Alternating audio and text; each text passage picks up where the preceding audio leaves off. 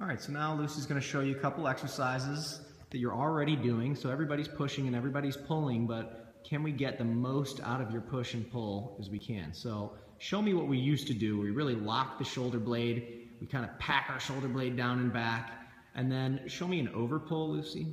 And so a lot of people, hopefully you know that that angle right there in the front of her shoulder is not good. Touch that spot with your other hand, Lucy.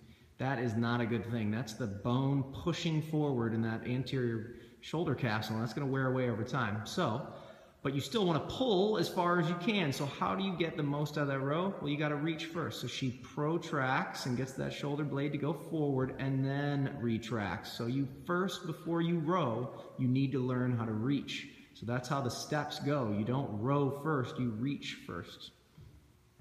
Okay.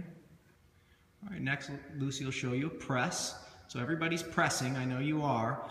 Now, you're going to have questions too, like, well, what about on my bench, and what about that? You don't have to overthink this. When you're doing lighter weight, you definitely want to add that little reach at the top of your press. And so now she's strengthening that serratus muscle that usually gets long and weak. But if she was bench pressing, yes, the rules kind of change. You wouldn't want to reach up with 300 pounds in your hand. Beautiful.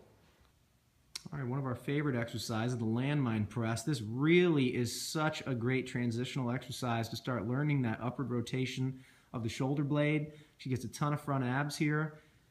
The biggest issue you're going to see with people is instead of reaching, they shrug.